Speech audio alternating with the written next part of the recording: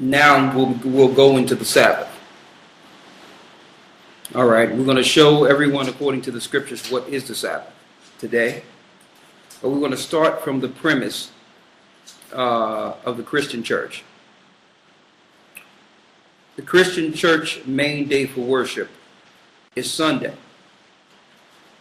And if you tell them or explain to them or try to teach them that they're breaking the Sabbath by making Sunday their holy day, the response is to that Christ is my Sabbath, therefore I no longer need to deal with the Sabbath day. Now, nowhere does it say worship Sunday, right? But their excuse for working Sunday is that there is no Sabbath. All right, so we're going to also bring some understanding on that when it says the Lord is my Sabbath. What they're saying is, as long as they're in Christ, it doesn't matter what day you worship. Okay, that's the statement. But then you tell them it's in the law. They'll come back and say, well, the law is done away with. And they're like, okay, well, if the law is done away with, can you kill? Can you steal? Can you, the things of the law? They say, well, you're supposed to keep the 10 Commandments. And then it comes back to, well, the Sabbath day, according to Exodus, the 20th chapter, is in the 10 Commandments. So why is it they go through great lengths to ignore the Sabbath and its purpose,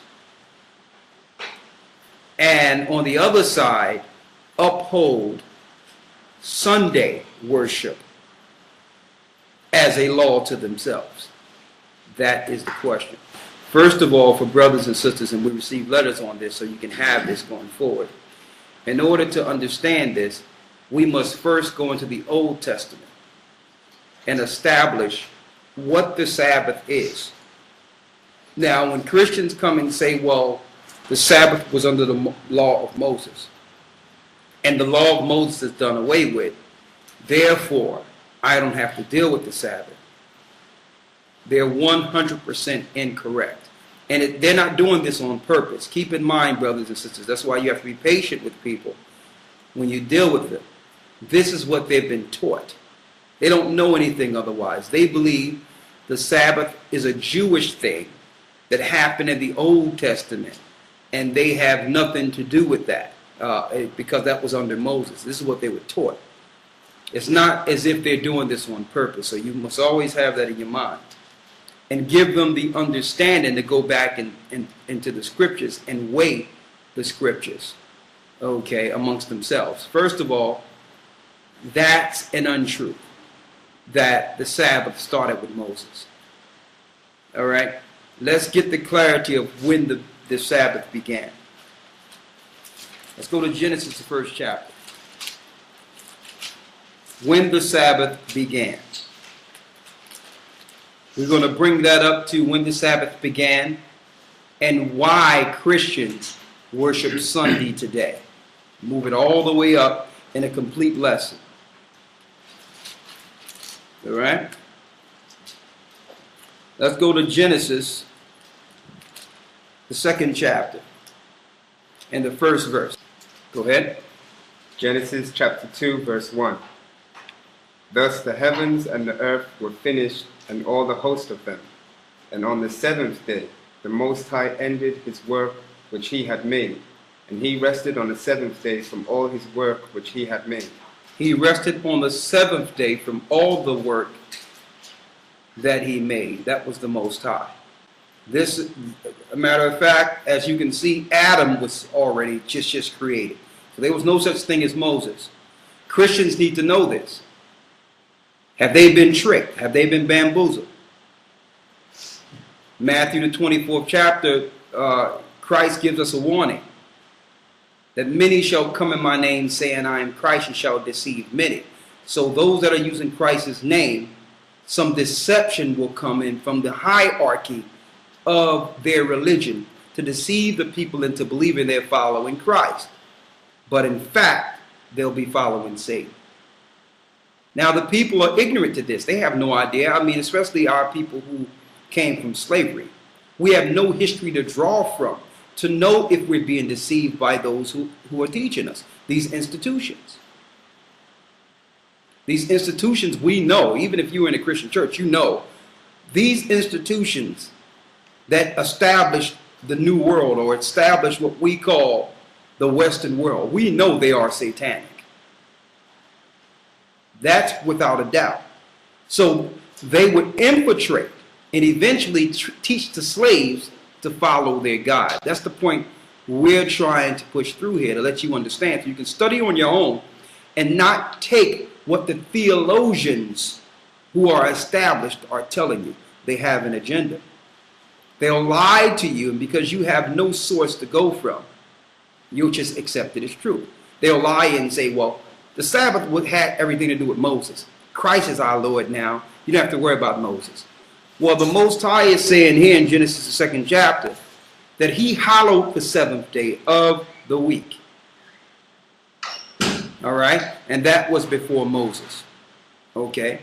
And for those out there who are claiming that the 7th day comes from the moon and counting from the moon and count your Sabbaths, no. The moon was made thousands of years from the beginning of creation, and days were being counted. Why? You go to Genesis, the 1st chapter, it says the evening and the morning was the first day. The first 1,000 years in Genesis 1. Okay? The sun and moon wasn't made until the 5,000th year. So how could they have been counting days before the moon if the moon if the Sabbath is predicated from the moon? It's not. Not the weekly Sabbath. It's not. To give you all some understanding there. Days and weeks and months were counted. All those were counted before there was a moon. Because you had days. Excuse me. Days were counted. Excuse me. Before there was a moon. Let me make that clear. Days were counted before there was a moon. All right? So, read that last part again. Genesis 2, verse 2. And on the 7th day, the Most High ended his work which he had made. He ended all his work in which he made. And he rested on the 7th day. And the Most High himself rested on the 7th day and said what? And he rested on the 7th day from all his work which he had made. And the Most High blessed the 7th day. He blessed which day of the week? The 7th day. Not the 1st, 2nd, 3rd, 4th, or 5th, or 6th day of the week that the Most High blessed. He only blessed the 7th day of the week. Read. And sanctified it. That means he cleansed it. That's the day of cleansing. That's the day. Read. Because that in it he had rested from all his work which the Most High created and made. Go ahead.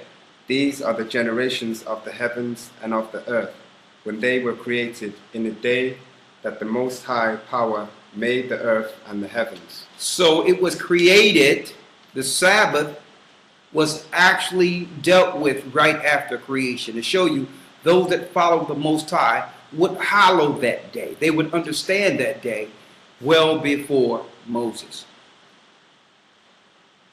And that's crystal clear. And he never in the Bible said that he blessed any other day. And Christ did not come to undo that. I'm going to prove that. Now, I need you to hold that. You got that? Mm-hmm. Matter of fact, let that go and let's go to Exodus 20, where we were, where the brethren read earlier. Okay.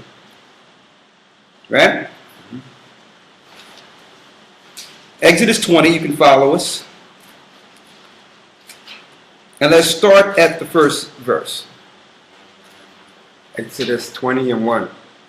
And the Most High spake all these words, saying, I am the Most High thy power, which have brought thee out of the land of Egypt, out of the house of bondage. So you understand? He says, I am the Most High thy God. We say power because we know the word God was given through heathens. Who brought thee out of the land of Egypt. That means he's not the God that the Egyptians were worshiping.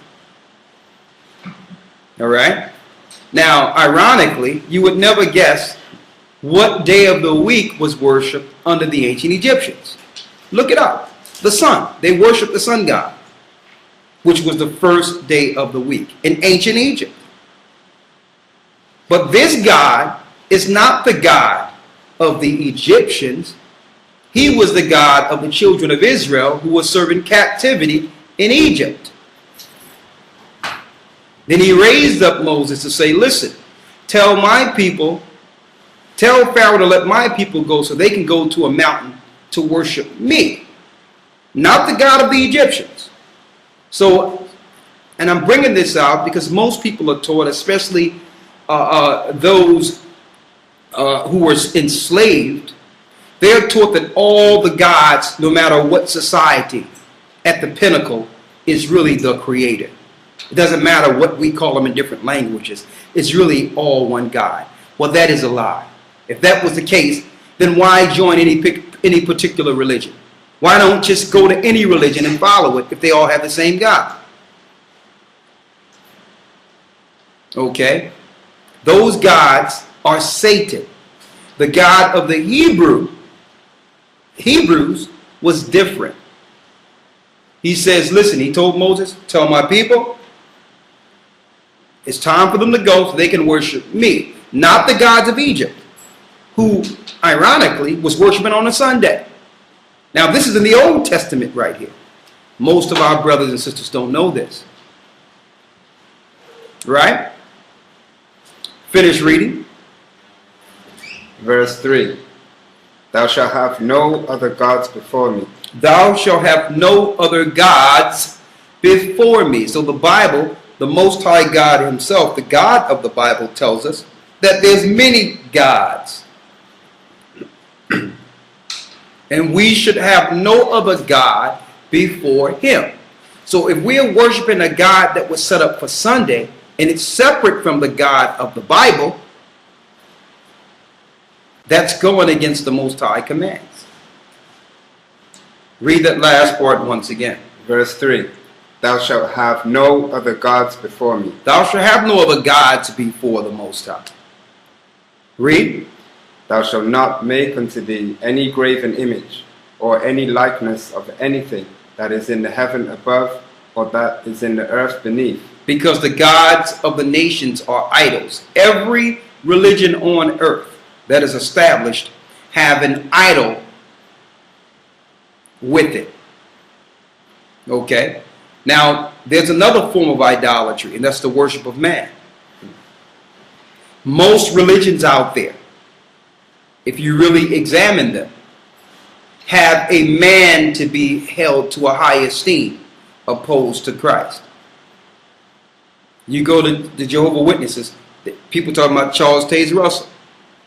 You go to Seventh-day Adventists, people are talking about Ellen G. White. You go to the Mormons, people are talking about Joseph Smith. On and on and on and on. When Christ is the Savior. Right? Read on. Or that is in the water under the earth. Thou shalt not bow down thyself to them, nor serve them. For I, the Most High, thy power, am a jealous power, visiting the iniquity of the fathers upon the children unto the third and fourth generations of them that hate me, and showing mercy unto thousands of them that love me, and keep my commandments. Let's go to the Sabbath law. Verse 8. Remember the Sabbath day to keep it holy. Now, why is it out of all the 10 commandments that the Sabbath is the only one that says remember? Because you don't have to, most people know you're not supposed to kill from someone or steal from someone. But a day you would forget. You understand? And the Daniel the 7th chapter and the 25th verse tells us that they would think to change times and laws. What times and laws? The times according to God and the laws according to God. Now think about that. The Sabbath is a time. It's a day of the week. It's also a law for a day of the week. See that? So Satan had thought to change times and laws. What laws? The laws according to God. So they would come later and say, well, those laws don't matter. That was a long time ago.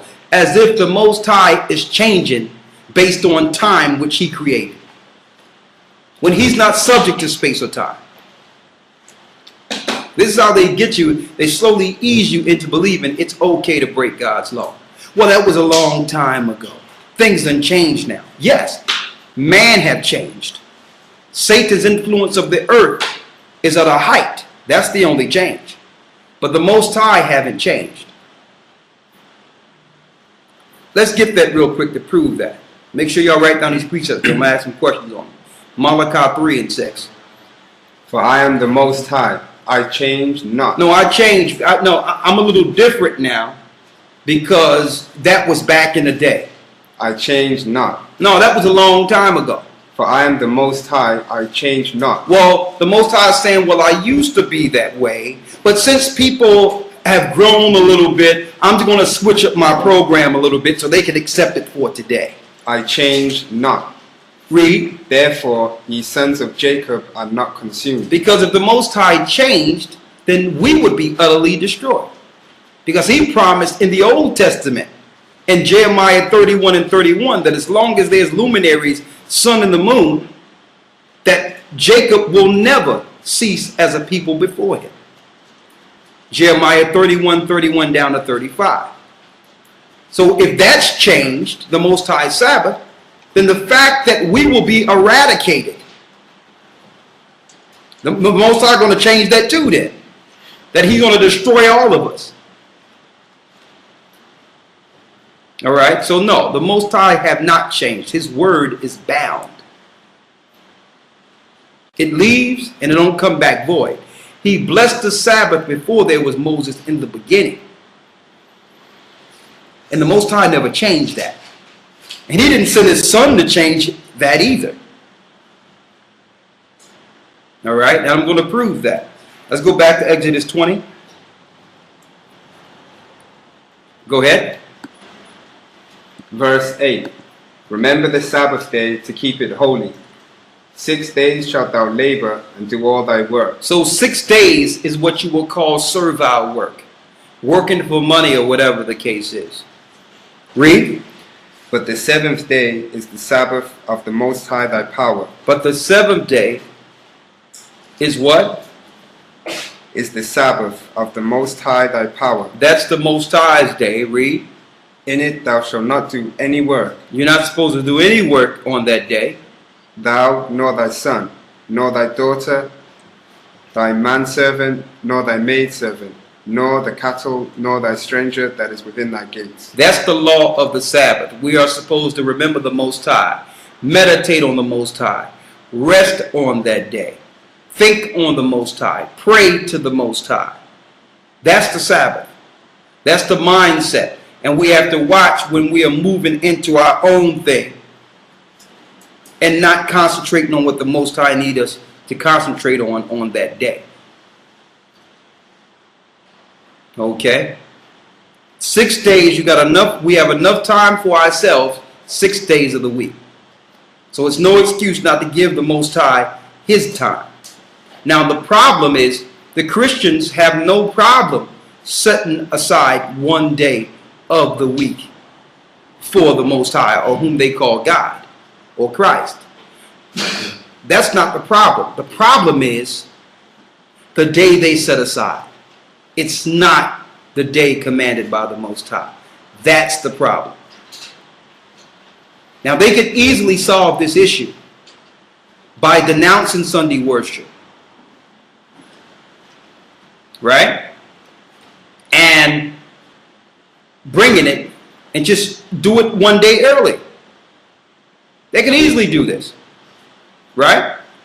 So, but what they say is we don't have to. It's too much of an inconvenience because people work on a Monday and they're working all week and they probably go out and have a good time on the weekends, and Sunday there's not much open, so it's convenience.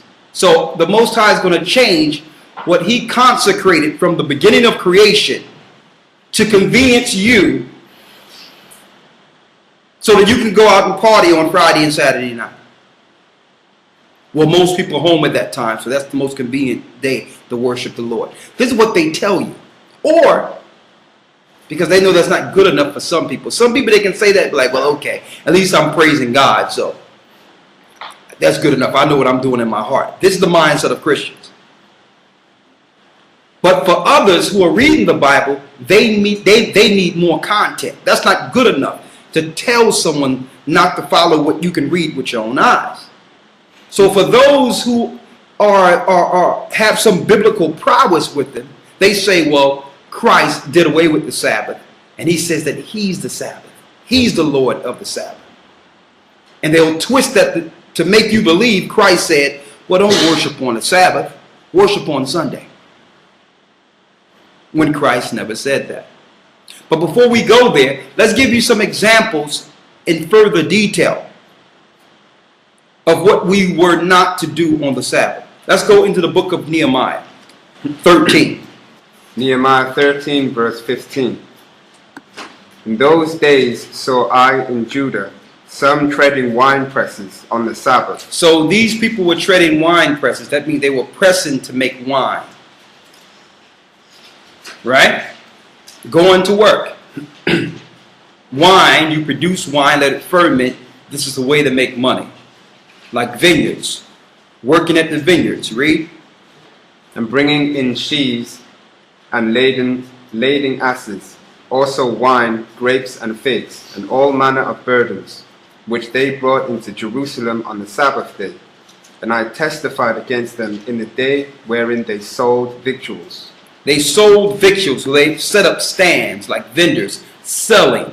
You notice on the Sabbath day, which is Saturday day, is when everyone go for their go out shopping. You have your sales on that day. You got stands open, vendors outside. I mean, that's a normal pastime almost every Saturday morning.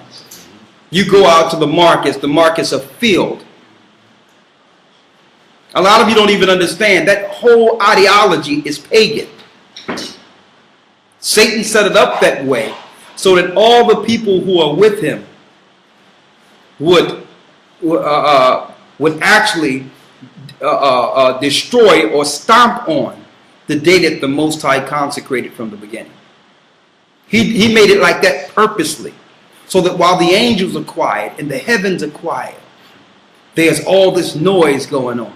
Even the angels follow the Most High on the Sabbath. But all this activity is happening in the universe, in the earth. It's like Satan thumbing himself to the Most High. Like, look at your people, look at your creation. But he's set up society psychologically to do this and not know the impact. Finish reading. Verse 16. There dwelt men of Tyre also therein, which brought fish and all manner of ware, and sold on the Sabbath unto the children of Judah and in Jerusalem. Then I contended with the nobles of Judah, and said unto them, What evil thing is this that ye do, and profane the Sabbath day? So they came from the coast of Tyre, and they began to sell all types of things on the Sabbath day to the people. And then Nehemiah the prophet looked at Judah saying, what's going on here? Why y'all coming into our neighborhoods? They came into the land of Judah, similar to how the nations come into our neighborhoods and set up markets. And every Saturday you go there and buy all these things. Why do you think that these other nations come set up in your neighborhoods? They know that the law applies to you. I don't see black people or other people going up, set up shops and sell all these products in other people's neighborhood. So what we're looking at is the things we witness on a regular basis and not even realize it's something spiritual. Right? Read. Verse 19. And it came to pass that when the gates of Jerusalem began to be dark before the Sabbath,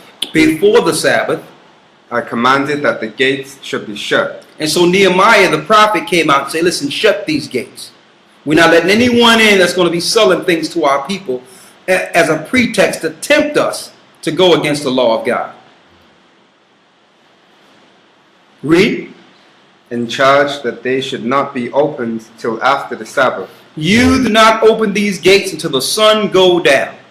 The Sabbath is from what we call Friday sundown, so-called Friday sundown, to so-called Saturday sundown. We say so-called because the Most High didn't name days. He gave days numbers. But I'm just giving you some understanding so you'll know when to follow it. When the sun go down Friday, that's the beginning of the Sabbath. When the sun go down Saturday, so-called Saturday, that's the end of the Sabbath. Sundown 6th day to sundown 7th day. You're in your 7 days. Why? Genesis tells us the evening and the morning was the first day. So darkness came first. So a new day does not start at the witching hour, 12 midnight. That's another satanic ritual. That's another satanic ritual to make you believe there's something different between 12 midnight and 12:01, and it's all the same. So it's psychological play to have you believe something that's not so. There's no difference between 12 midnight and 12:01. It looks the same. But there is a difference when the sun goes down going forward. You see the difference when the sun goes down. That tells you, that's a sign from the heaven, okay, we're going into a new day. So Daniel 7:25 said he would think to change times and laws. Are they changing times and laws? No. But they can make you believe that you're dealing with a different time. If you believe their psychology, that's the point. You can count days easily by waiting for the sun to go down and know you're in a new day. You don't even need man for that at all. Okay? Now, let's continue in the middle one. Let's continue the Sabbath teachings with Nehemiah. What happened next with Nehemiah? First of all, you had the Gentiles coming amongst Judah, which are the so-called blacks, and selling them things to tempt them to sin against their God. See, the Gentiles could do this because it's not a law to them. The Sabbath day was not a law to them, so they can set up shops and do all these things to try to make money off of us. But they set it up to entice our people to come out and break their God's law. Right? Read. And some of my servants set I at the gates, that there should no burden be brought in on the Sabbath day. So the merchants and the sellers of all kind of ware lodged without Jerusalem once or twice. Then I testified against them and said unto them, Why lodge ye about the wall? If ye do so again, I will lay hands on you. So he's asking them, why y'all standing by the wall? They was going to stand by the wall, so if Nehemiah leave, they would open up the gate. So Nehemiah say, why y'all laying by the wall when I told you don't come here on the Sabbath? So he said, if what? If ye do so again. So he said, you come around our people again. I will lay hands on you. And try to open up this gate and stand next to our people. Next time, I'm going to lay hands on you. See, the prophets wasn't holding hands with flowers in their teeth. Like you think in the Catholic Church. Like these feminine situations that you think a prophet or a teacher was. All right? He says, listen, if you don't get away from this wall and stop tempting our people, listen, I'm going to come over here and I'm going to throw up some hands. The next time you come over here with that, because we tired of your people enticing our people to sin. All right? That's how starch we were in keeping the law back then. But now they have taken certain, what you would call individuals from amongst our people and propped them up as leaders who are ironically Christian, like Reverend Al Sharpton and Reverend Jesse Jackson and guys like that, to promote paganism amongst the people so that you'll believe that it's the right thing to do. When really they are puppets of the DuPonts, the Bushes, the Rothschilds. They are puppets to be used to cause our people to sin.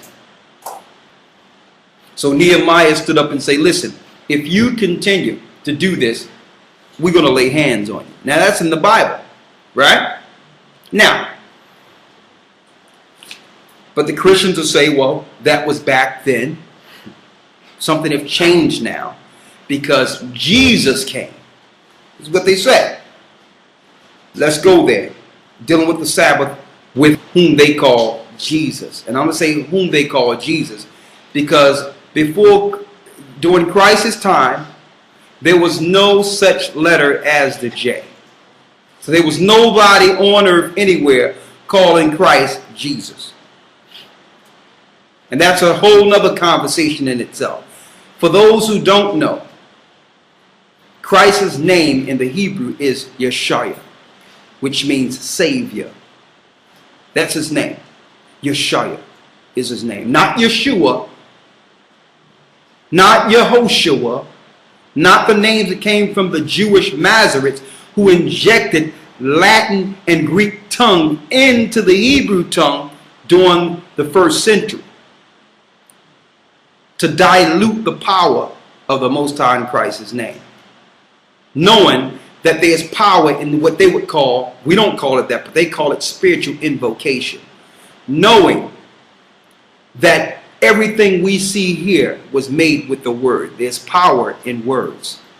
So if we speak the true name of the Most High in its ancient tongue, it has force and power like it's written of in the book of Ezra. So they're trying to keep us disconnected from that power by diluting the languages and keeping the slaves from the name they called on when our people were led out of Egypt. But let's go back to Matthew 5 and 17. And let's see what Christ says with his own mouth. And Christians, this should be your Christ anthem. Every Christian should know this scripture. Matthew 5 and 17. Think not that I am come to destroy the law or the prophets. I am not come to destroy, but to fulfill. He says, think not that I've come to destroy the law or the prophets. I come not to destroy, but to fulfill. How can the Old Testament be done away with when Christ was a fulfillment of the Old Testament? And there's things in the Old Testament that have not been fulfilled yet, like Christ's second coming. That's written up in the Old Testament. I hope you know that. When you get a chance, read Isaiah 63. When it talks about him coming to take down the powers of Edom. That's your Illuminati. That's your Roman Empire. That's your 10 horns in EU. Christ is speaking of taking them down in Isaiah 63. So if the Old Testament is done away with, how can Christ fulfill that prophecy coming to pass? See, they came up with that, what I would call disclaimer, saying the Old Testament doesn't matter or done away with, so they can pick and choose what to follow. But you can't use Christ to do that. That's you being deceived by man. Because Christ said what? Read it again. Think not that I am come to destroy the law or the prophets. I did not come to destroy the law or the prophets. That's what Christ is saying. So don't try to claim that Christ came to undo what his Father did or what his Father sent him to do. Read. I am not come to destroy, but to fulfill. See, but the Christian church would make you believe the law was destroyed by Christ. No, they're not following Christ. They're dealing with an antichrist. That's the harsh reality. And because you've followed it so long, you can't convince yourself. You can't even imagine that you would be following Satan. But the only way you would know, one way or the other, is screening that through the scriptures. Screening it through the Bible. Okay, so Christ didn't come to destroy the law. So I don't care who your pastor or preacher is. If they tell you that Christ did away with the law, you know they're a liar. Because Christ said with his own mouth, he did not come to destroy the law or the prophets. The law is the first 5 books of Moses. The prophets is the rest of the Old Testament. Isaiah, Jeremiah, and Nehemiah. So he didn't come to destroy what we just read in Nehemiah. And you notice when Christ went through the temple, beating them out of the temple. Why? They was there on the Sabbath selling sacrifices. Similar to what Nehemiah was dealing with when he said, if you keep on coming near this wall, I'm going to lay hands on you. See that? Trying to exchange and make finances on the Sabbath day. I thought Christ was doing away with the law. But they was exchanging in the synagogue, because that's the day, in the temple, because that's the day people come to get their sacrifices so that the Levites can produce the service for them. So if the law, if the Sabbath was done away with, why was Christ on the Sabbath? Why did Christ go in the synagogue on the Sabbath and read out of the law? Why didn't he go on Sunday? I'm going to get your Sunday in 1 second. Why they switched it to Sunday. I'm going to deal with that in one moment. But I want to deal with one piece at a time, from the Old Testament to the New Testament. And why would your Creator trick you? Why would he say it's the Sabbath one time and then switch it and say, well, it doesn't matter some other place? The Bible didn't trick you, brothers and sisters. The Bible is clear with it. Christ warned us of the deceiver, which came through the Roman Catholic Church, which came from the same people who destroyed us in 70 AD. They are tricking us into worshiping their God. Thereby, they're over us. That's the whole point. It's part of their rulership. You know, a people are totally programmed and under your power if they follow your God. So we're doing this thing in reverse. Not only are we rejecting the gods that we have, that have been given to us by our slave masters, and rejecting our slave masters, in turn, we're going to the Gentiles and letting them know to come out of their Gentile ways and follow the God whom they will serve coming. Let's go to Matthew 12. Christ himself. Yeshua himself. Read. Verse 1. Start at the first verse. Thank you. At that time, Yeshua went on the Sabbath day through the corn, and his disciples were an hungry. So you know you're not supposed to do anything on the Sabbath, right? So now we're showing you the grace of the Sabbath. Now, I'm bringing this twofold. Why? Because Christians go here to tell you this is why they deal with Sunday worship and not follow the Sabbath. And I'm going to show you they can't do that. As a matter of fact, this gives credit to why we must follow the Sabbath. It's going to show you. Read. And his disciples were an hungry, and began to pluck the ears of corn and to eat. So here it is. You know you're not supposed to gather anything on the Sabbath. But Christ and the disciples, after working all night and teaching the word, they were hungry. So they're walking through the corns, eating the corn, and you got the Pharisees out there. Now, for those who don't know who the Pharisees and the scribes were, they were the so-called upholders of the law. They had a phylactery with them in which they would look, and if you're breaking a law, like a police giving citations, they can point to the law and tell you exactly what you were doing wrong. It's called a phylactery. All right, so here it is. They're hanging out around the corn. Now, think about it though. If you are out there where they're dealing with the corn, claiming they're doing something wrong, you must be breaking the Sabbath too, right?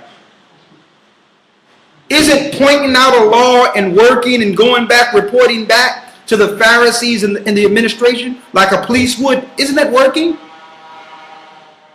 But that's what Christ was trying to show them. That there's grace in the law. Now, this is not telling you to go find another day to worship, like the Christians say. But they will go to this scripture because they're worshiping on the Sunday. And my answer to that, for those who were running the Christian to say that, well, can you please tell me in this chapter, you're saying that the Sabbath is done away with, which is not in the chapter. But please tell me, where in the chapter does it say worship Sunday?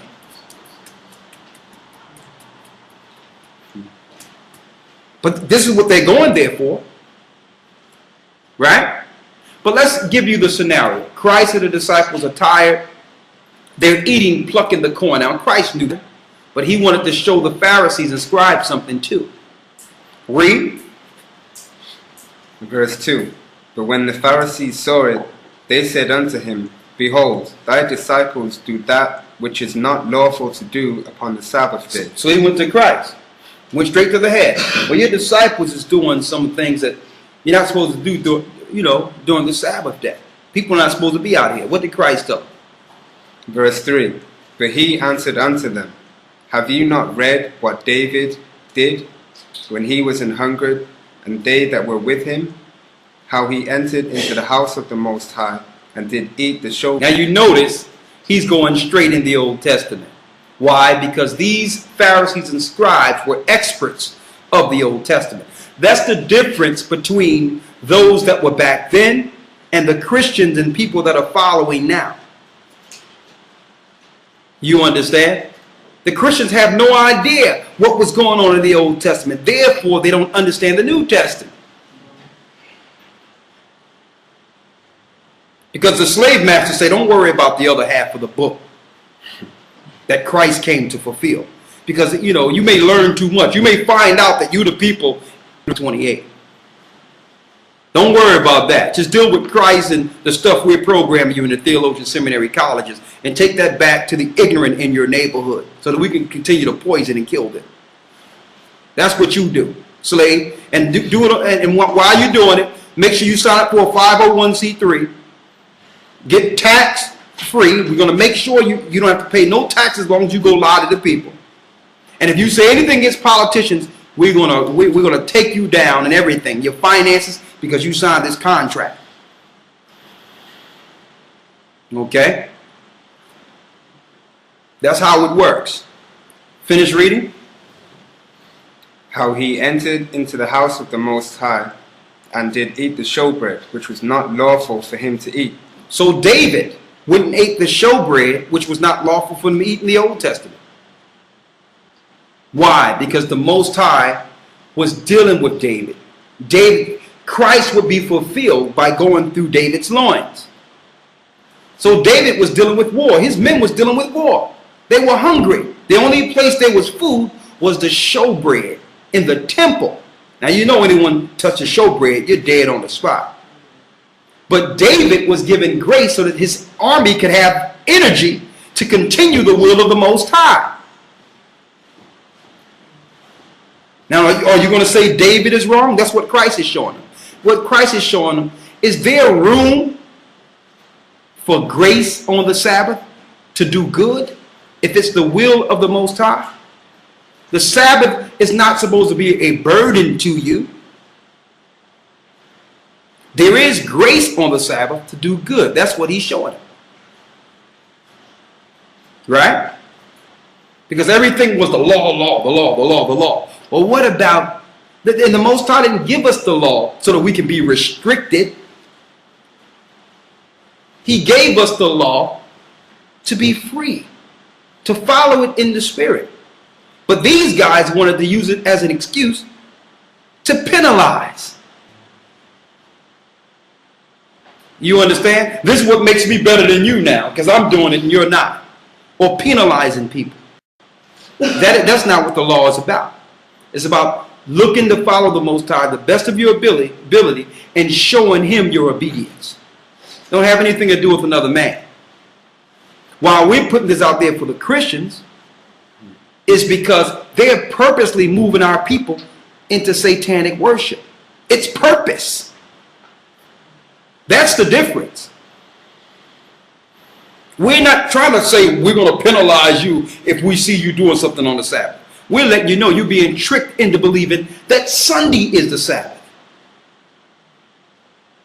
Because if you knew what it was, you wouldn't deal with it, or you would tell your pastor to move it to the Sabbath. And if you do that, you're getting put out. That shows you what's going on with your pastor, because you can show them in Scripture. Right? Finish reading. Neither for them which were with him, but only for the priests. So only the priests could eat the showbread. But Christ is showing the Pharisees and scribes how David was excused. Now, the Son of the Most High is greater than David, isn't he? That's what he was showing them. Read. Verse 5. Or have you not read in the law how that Sabbath days the priests in the temple profane the Sabbath and are blameless? And look at that. The priests profane the Sabbath according to the letter of the law. Even in the Old Testament they profaned it. Why? The Bible says, the Old Testament, Exodus says you're not supposed to work on the Sabbath. Right? But who's going to do the services on the Sabbath day if there's no priest appointed to work there? Now, are you going to go through and kill the priest? This is what Christ was showing them. Christ was the priest. He wasn't saying not to worship on the Sabbath, to switch it to Sunday. Chapter is showing you the grace within the Sabbath. That to do good is okay on the Sabbath. And the examples I give, just as brothers, because the disciples were eating corn, they was working all night. I remember teaching one day, and I had like a Dunkin' Donuts with some tea in my hand, teaching out on the street. Smoke coming out of my mouth, everything. Feet cold, everything. And I have a brother email me from his cushy leather chair somewhere saying, well, brother, I seen a Dunkin' Donuts cup in your hand. What was you drinking on the Sabbath? I'm like, brother, I'm out there doing good. I'm teaching my people who are in the dark on the Sabbath. And if I'm freezing and I need something to warm me up so I can go another hour to teach my people, then I'm going to do that. All that knowledge that came on the scriptures and the power of the Spirit of what was happening, the only thing you can focus on was a Dunkin' Donuts cup. See, but that's the example that we're talking about. This is some of the examples Christ was speaking of. He allowed the disciples to go eat the corn because they worked all night. They was with them all night. They deserved to eat. They wasn't doing it to break the law. They was doing it so they can do more work. So the law is not to be a bond to you. I see people, they'll come around and see whether or not, let me see if you're going to cut on the stove. Let me see if you're going to do this, do this. Listen, if your eye be evil, your whole body's evil. If you're looking for something wrong, you're going to find it. If you look to understand, you'll find that too. So I would never go into someone that's doing something and say, well, listen, you're not doing this and doing that. No, that ain't the way we're talking. What I'm talking about right now is not an individual situation. It's institutional. How the Christian church have set up purpose lies so that you would forget the Sabbath. When the Most High said, remember the Sabbath. That's the point I'm bringing today.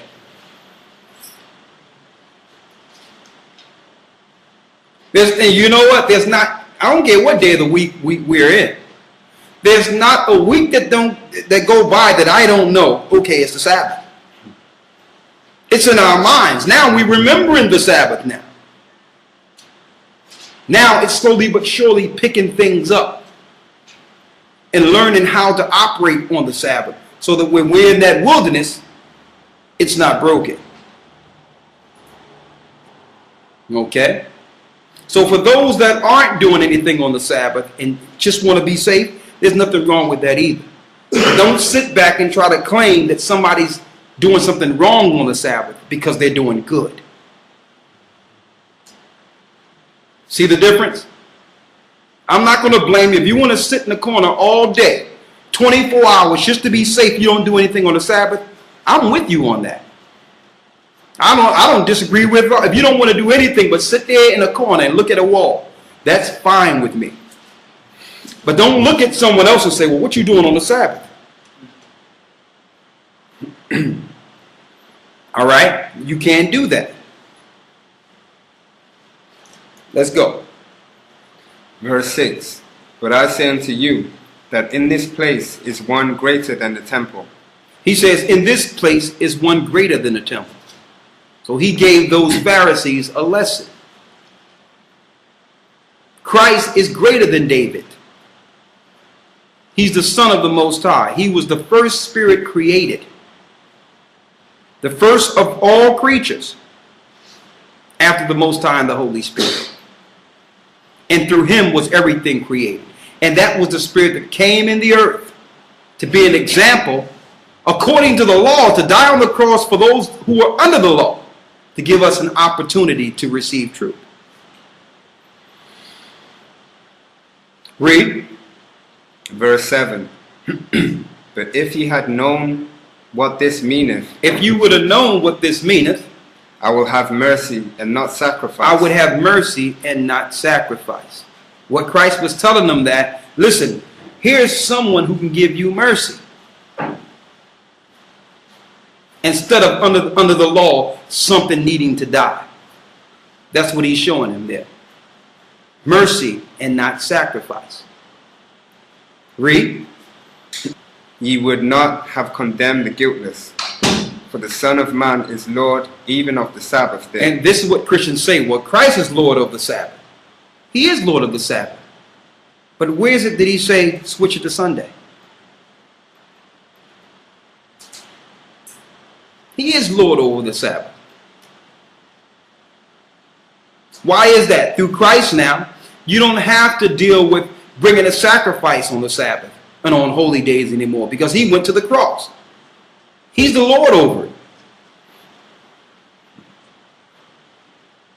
Also, for those of the Old Testament who don't believe in Christ, who follow the Sabbath every week, you're not following the Sabbath. You might as well go party. You might as well go and do all you need to do. Go to Sunday worship and have a good time with the tambourines also with it. And call on Jesus. Because if you don't believe in Christ, you're not in the Sabbath. Because Christ took that. He's the Lord over the Sabbath now. You can't do it under Moses, because if you could, then where's your sacrifice? Where is it? If you'd have knew who he was, you would have mercy and not sacrifice. If you don't accept his sacrifice, you know what? Then you're the sacrifice. That's the key. So if you are trying to follow the Sabbath but don't believe in Christ, forget about it. Christ is Lord over the Sabbath. The Sabbath under Moses don't apply anymore. It's still the seventh day of the week, but it's in Christ. So if you don't believe in Christ, you don't believe in the Sabbath. Because no man cometh through the Father to the Father but through Yeshua. The Christians got that right. They just got the wrong Christ. They got that concept correct. All right? Finish reading. Verse 9. And when he was departed thence, he went into their synagogue. So you see that? Now mind you, you go in the synagogue on what day? The Sabbath. The Sabbath. I have another point I want to put out there, and I thought about this a couple of weeks ago, and I thought I'd put it out there for the brothers and sisters. You notice how if you have a church set up in your neighborhoods, especially our people, anybody can come in and worship. Black, white, Chinese, whatever the case is, they come in. Oh, come on in and worship. Come on in. We open up, because listen, our people are spiritual. Even though they don't know it's Sunday, Sunday is not right. Even in their ignorance, they're hospitable, they're lovable, they show love in spirit, even on a Sunday. Right? I need some of my brothers and sisters to try going into a synagogue by the Jewish people on a Sabbath day. How that work out for you? They tell you that it's about all loving religions and everybody getting together and it's all the same. You try going in the synagogue, you and your homies, on a Saturday. Okay? You would just get some brothers together and say, yeah, let's go and let, you know, Mazel Tov. Let's go and let's get together and see how this thing work out for you. I just wanted to put that out there for those who are dealing with, who think that what's going on in the Jewish synagogue is the same as your Christian churches. They can come in your church anytime they want. But you try coming in there without some level of phone calls or, matter of fact, the phone call will be the one that they listen. No, there's steps you have to take. You want to meet him with Rabbi Levitz? Maybe we can hook you up with Rabbi Levitz. He'll talk to you. All right? You try to get up in there if you would like. But here it is, Christ's synagogue was a house of learning every Sabbath. This is the place where men 12 and older would come every Sabbath to read out of the law so that they can pass it to their children. They will be on the first floor, and the women will be on the balconies listening to the what you would call discourse within the temple. Right? So now, this is like going to your worship. Now notice this is not on a Sunday. This is the Sabbath. So Christ is going into the synagogues on the Sabbath, and he do what? Verse 10. And behold, there was a man which had his hand withered, and they asked him, saying, he couldn't work his hand. Read. Is it lawful to heal on the Sabbath day? And he looked right at the same people who told him about his disciples eating corn and said, is it unlawful to heal on the Sabbath day?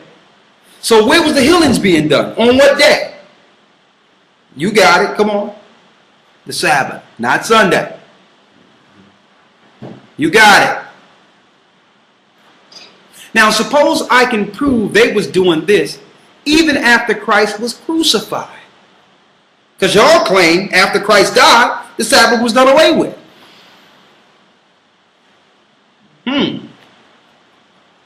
Suppose we can prove that too. We will. But let's get the story here. Go ahead.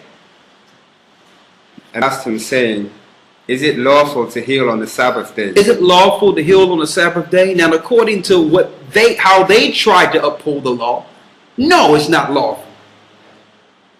They try to stop you from doing anything. What did Christ do? That they might accuse him. Verse 11. And he said unto them, what man shall there be among you that shall have one sheep? Now you know that Christ had some inside information on these guys because Christ knew everything. He knew their hearts. He says what? What man shall there be among you? Which one of you? That shall have one sheep, and if it fall into a pit on the Sabbath day, will he not lay hold on it and lift it out? He knew they did this before. Verse 12. Read. How much then is a man better than a sheep? Is a man better than a sheep? Wherefore it is lawful to do well on the Sabbath day. It is lawful to do what? It is lawful to do well on the Sabbath day. It is lawful to do well on a Sabbath day. Now just examine that. You can still do well. That means if somebody is sick and you want to make them some soup and bring them some soup, and you're cooking it up, other people are going to be like, what you making stuff on the Sabbath day for people? What are you doing?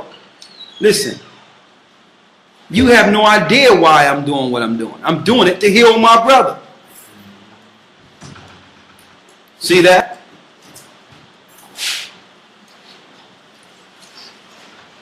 Now, still, Sunday worship is nowhere in this yet. I don't see anything about no Sunday worship. Do any of you? No.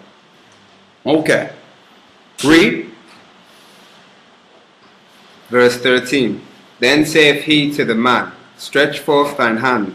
And he stretched it forth, and it was restored whole, like as the other. Another example. Years ago, when I first had the truth, I'm giving some personal examples for brothers and sisters. When I first had the truth, when I first began, like in the early 90s. So I'm out there one day, and we would teach Saturday. So I say I'll go out there between 9 and 12, just to make a little money to try to help pay for the bills that was in the church. under the church I was under at that time.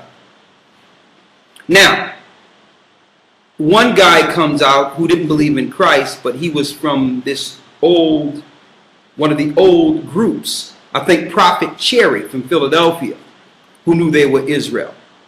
And he came and he had a whole thing of balloons in his hands.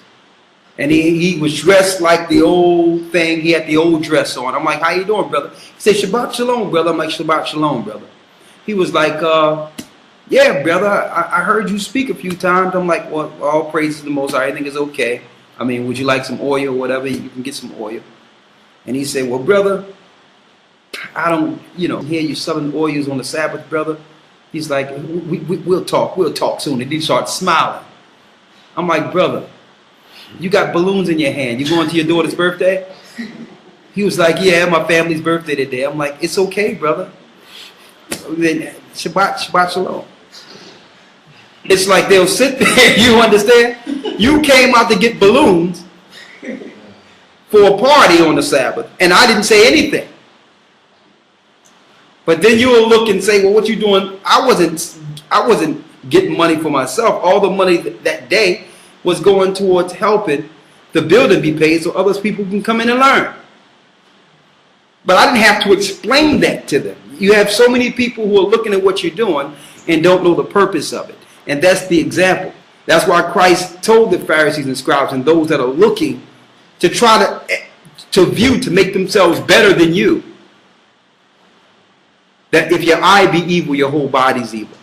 Because you're looking for something wrong. And you think you finding something wrong is your position or your spirituality. But really, what's wrong is in you. It's not looking outward to see what's wrong. You looking for something wrong to try to claim or accuse your own brother or sister is in you. That's what the Bible called the accuser of the brethren. That's what Satan did. Satan used to come before the Most High to look at to say, they doing wrong, look what he's doing wrong, look what they doing wrong. And here it is, he was banished from the heavens. He was the issue. Okay? I'm just giving you some examples. And I'm saying this again, I'm not teaching this lesson to point out any one individual and say, well, you're wrong or you're wrong. I'm just showing you how we are institutionalized and programmed to believe that Sunday is the Sabbath without even understanding what the Sabbath is and what is its significance. Okay? Let's finish reading what Christ do with this man's hand. Matthew 12, go. Then the Pharisees went out and held the counsel against him. So after that, after he healed the man's hands, go back up because I want to see this. I want to, when he said, if you lay your hands on a sheep, if your sheep fall. Okay, verse 11. Read that. And he said unto them, what man shall there be among you that shall have one sheep, and if it fall into a pit on the Sabbath day, will he not lay hold on it? Okay, if your sheep falls, because your sheep don't know what day of week it is. So if your sheep fall in a pit, sooner or later, a wolf gonna come, something gonna come and get it. And you know how much money you're making off that sheep.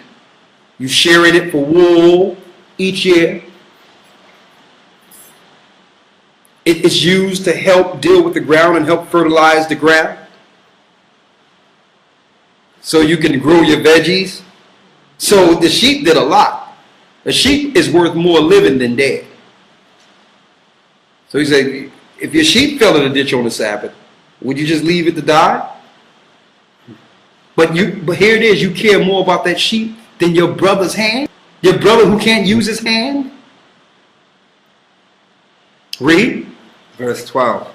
How much then is a man better than a sheep? Is a man better than a sheep? Read. Wherefore it is lawful to do well on the Sabbath day. It is lawful to do well on the Sabbath, even if it appears you're working. The same way I say brothers out there who they know that if they don't go to work, they'll be fired, and therefore they be put out. But yet they be like, man, I'm gonna deal with this, man. The Most High don't want me to work on the Sabbath. Listen, you got to understand your grace. Work until the opportunity affords itself in which you can't work. But don't just quit your job. Don't just quit things without using wisdom. Follow the Sabbath in your heart and know that Lord, make a way for me because I don't want to be here. But don't be ignorant and just quit your job and not have the understanding. You do have grace and opportunity until things change. Okay?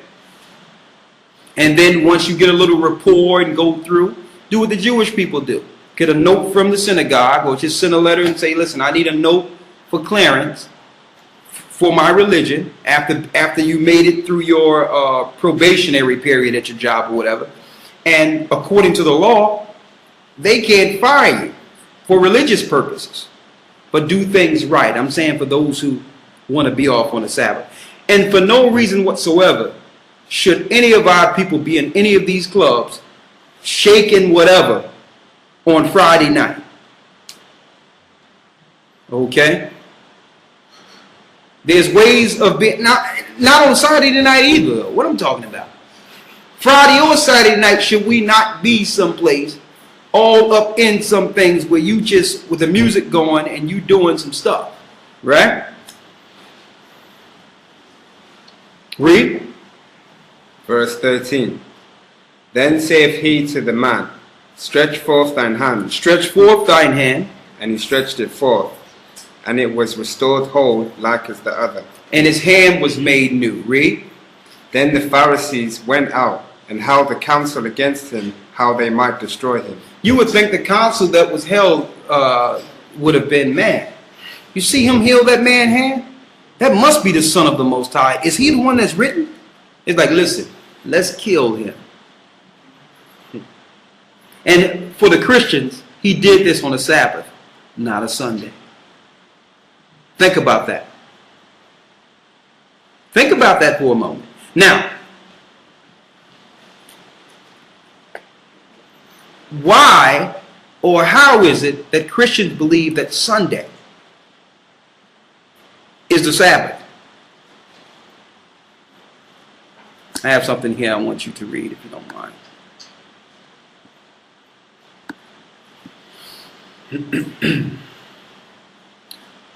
When you get an opportunity, you can, for those who run into this, you can go to assemblyofisrael.com. They got some good references, even though they don't have the name of the Most High correct. There is some good references here. In paragraph 2, assemblyofTrueIsrael.com, sun worship, right? Documents/sun worship. I need you to read the paragraph 2 for me. Sunday was. Sunday was in the Mithra, Roman cult. Read that again. Sunday was the day set aside in the Mithra, Roman cult. So before Christ ever came on the earth, while we were worshiping Sabbath, Friday sundown to Saturday sundown, all right, Sunday, which is the first day of the week, not the seventh or the Sabbath, was the day set aside in the Mithra, Roman cult.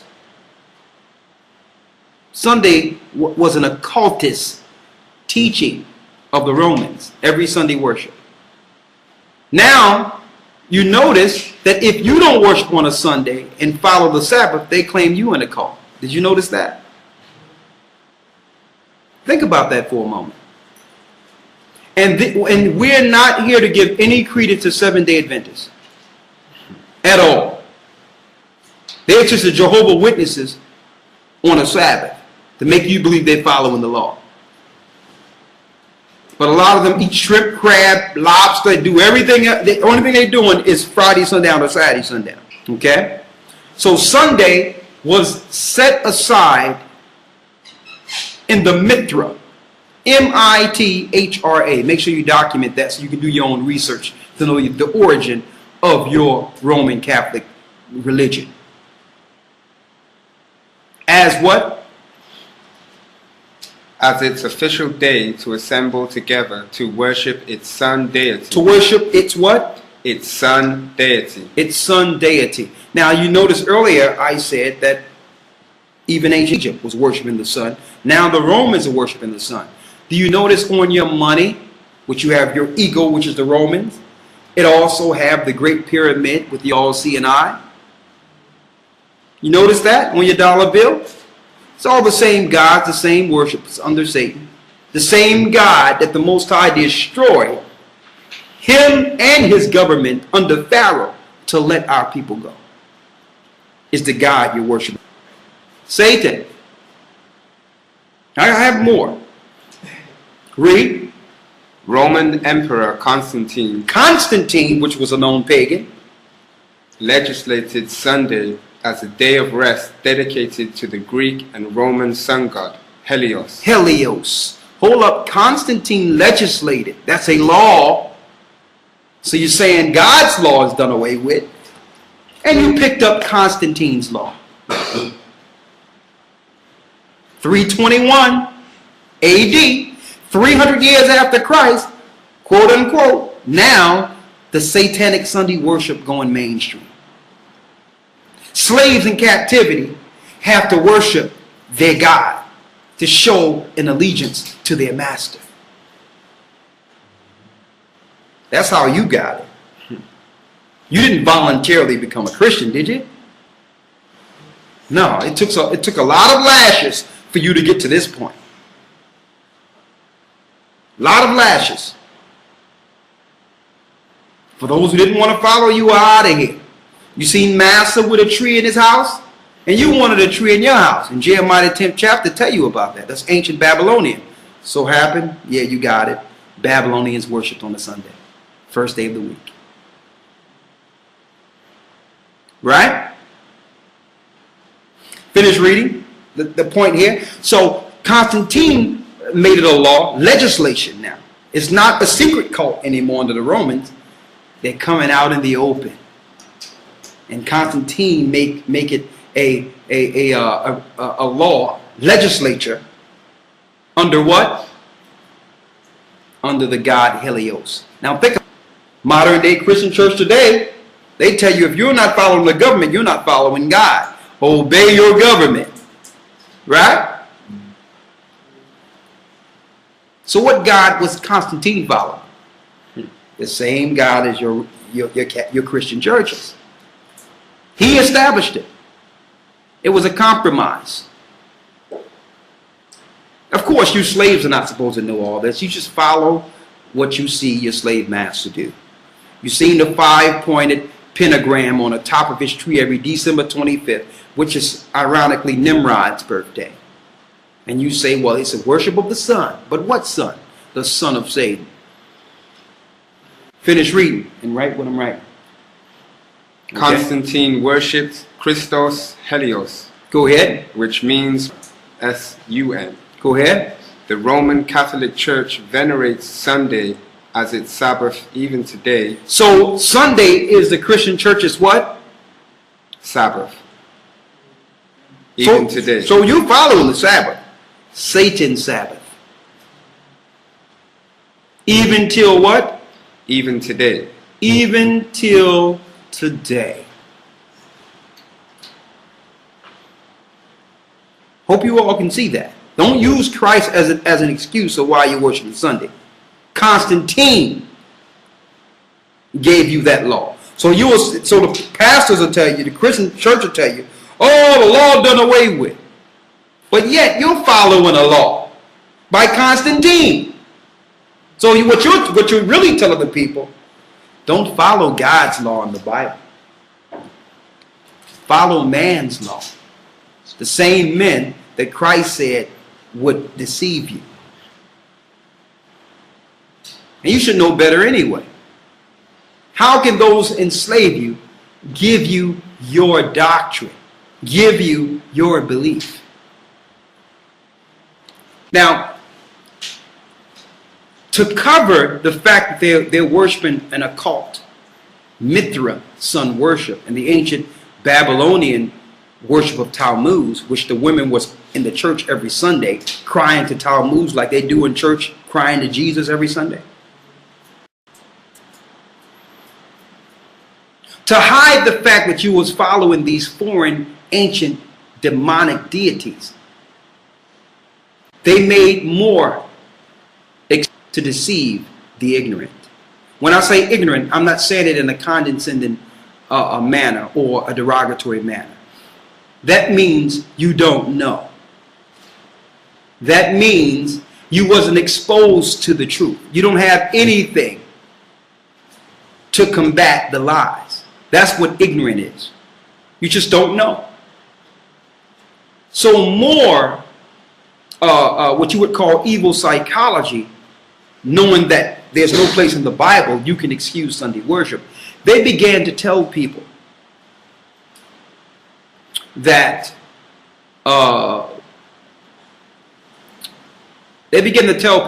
well, we worship Sunday because Christ rose on Easter Sunday. Man, what a lie.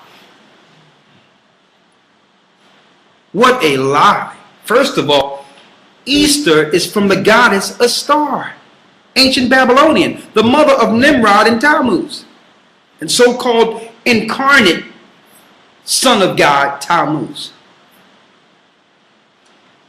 Ancient satanic deities. What a lie. You notice that every other holiday can fall on any day, but Easter falls on Sunday every year. Notice that.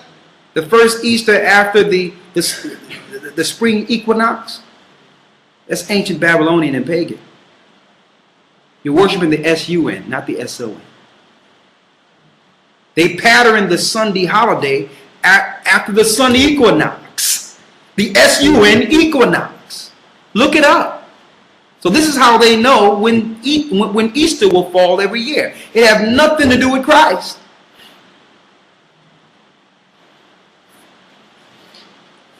So my question to pastors who might run into this: what if you found out that Christ rose on a Sabbath and not Sunday? They lied and said that Christ rose on a Sunday, and that's why you have Sunday worship, even though there's no place in the Bible to say do that. Christ didn't come and reveal himself to the disciples, say, yo, no, I rose on a Sunday, start that Sunday worship. Christ never did that. The deceiver did that. So let's see what scripture they'll use. I'm going to give you a few examples so that you'll know where they're going to go already. First of all, you ask them kindly, not in a condescending or disrespectful manner, is there any place that tells us that we're supposed to worship on a Sunday? It'll take them at least 15 minutes before they say, well, it's not in the Bible. So if it's not in the Bible, why are we doing it? Is there any place where the Christ or the disciples worship on Sunday? And they told us to make that law, because the Most High. The reason I'm mentioning this out there, because I already pulled out the scriptures where you can't change what the Most High says. He consecrated this in the beginning, after creating with the first 6,000 years. Right? Let's see some scriptures that are being used by Christians to say, well, what happened was that, yeah, it used to be the Sabbath, but Christ rose on Easter Sunday. Where do you get that lie from? First of all, the Sabbath is speaking of, and one point that he was given up, was on the Passover night. That's number one. Holy days are called Sabbath too. That's number one. Also, there's other Sabbaths within that 6-day period. You got a Sabbath the next day, which is the Feast of Unleavened Bread, which is not a daily or weekly Sabbath. It's a holy day Sabbath. Then at the end of that 7 days, there's another Sabbath on the 8th day to end the Feast of Unleavened Bread that have nothing to do with your regular weekly Sabbath cycle. But you don't know this because you haven't been taught in Christian churches what a Sabbath was. It's a holy day. You got a Sabbath every week, and you have holy days, which are also to be followed like regular weekly Sabbaths. You don't know about the Bible holy days, but you know about Easter, don't you? You know about Christmas. Eyes are synonymous with what? Wise. So instead of following the Most High holy days, you've been tricked into following Satan's holidays in place of the Most High days. Right?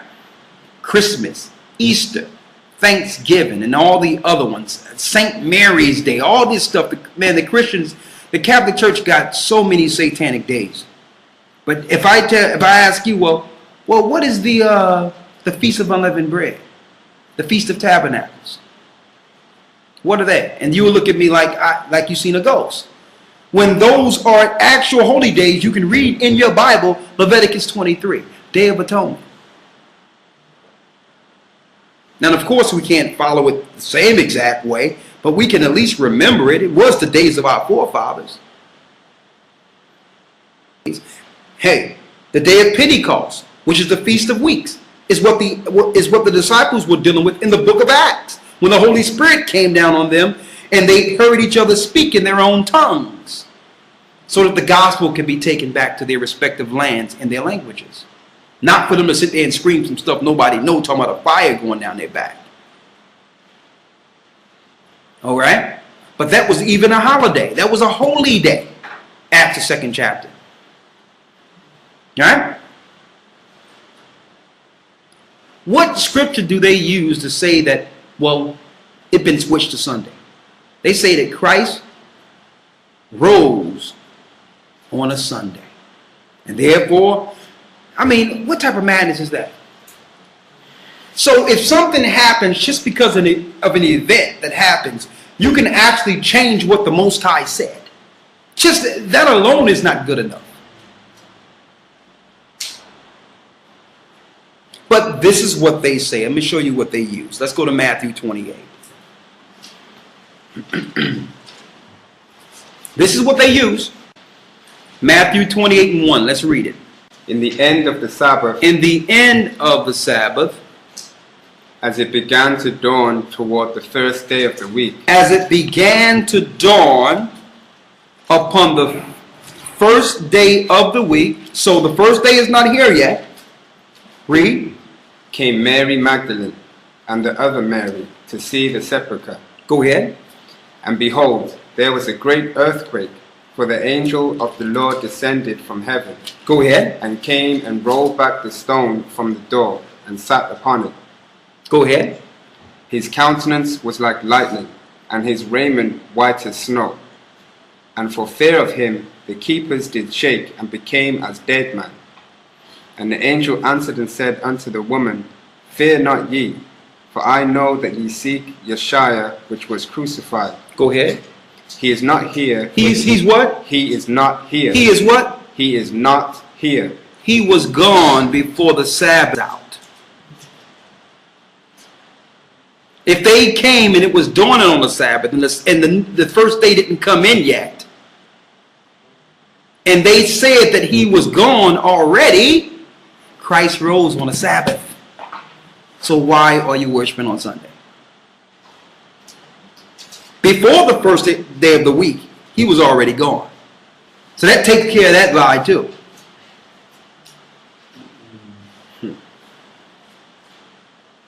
You got that? Mm-hmm.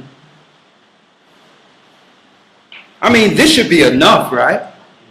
But just so that we can solidify this point. And that's another thing. If it's the truth, it's all through the Bible. You don't have to switch it up.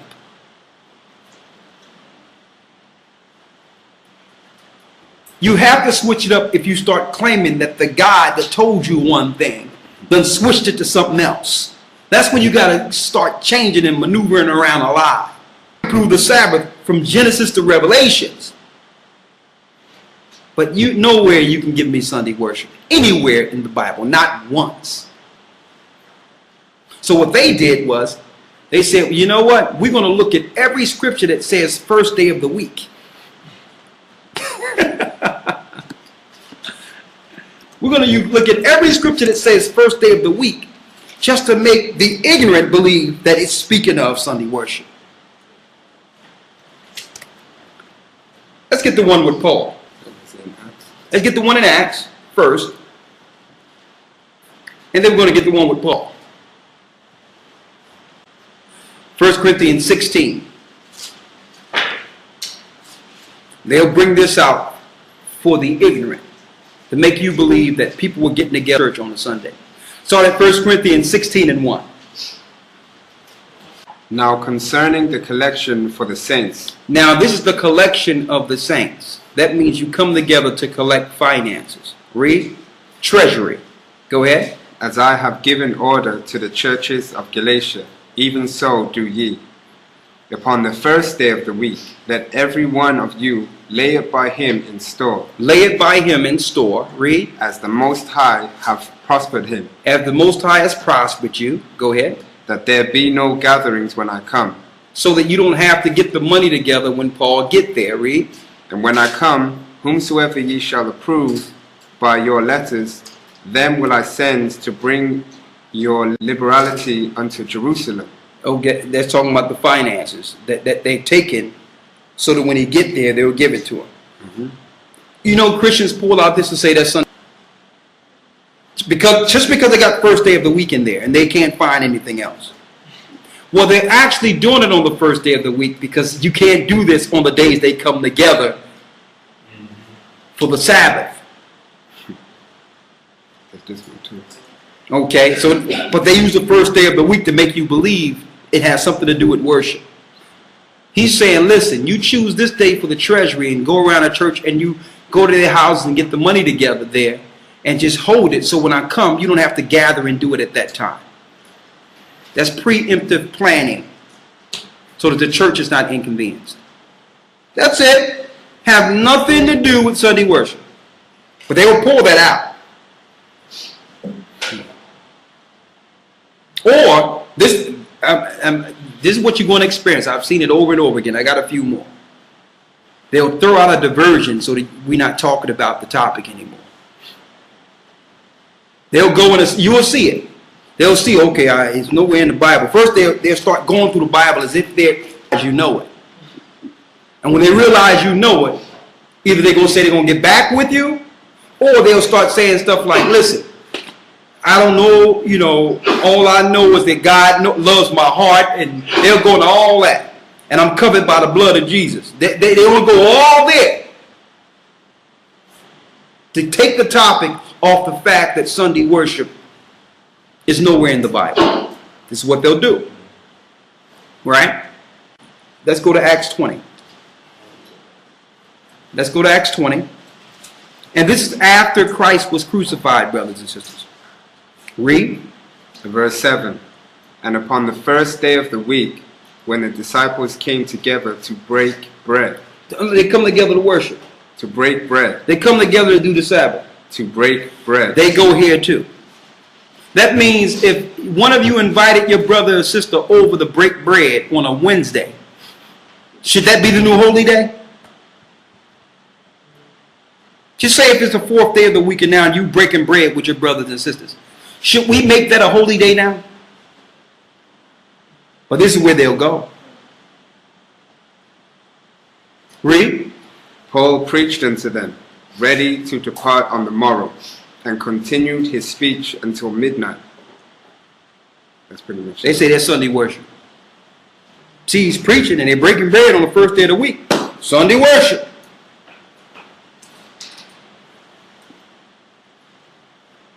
It's not. Okay?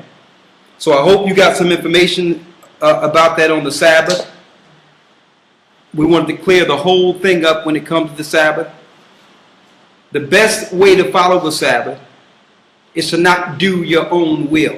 Think of doing things that can help others on the Sabbath. That's the best way to deal with the Sabbath, like Christ dealt with it. Okay? Make sure that day is different than any other day of the week. It's not do whatever you want to do. Prepare yourself to do something for the Most High. That's the key point about it. No partying, no going out to clubs and all those things. None of that. Stay sober-minded. That's the key point. All right?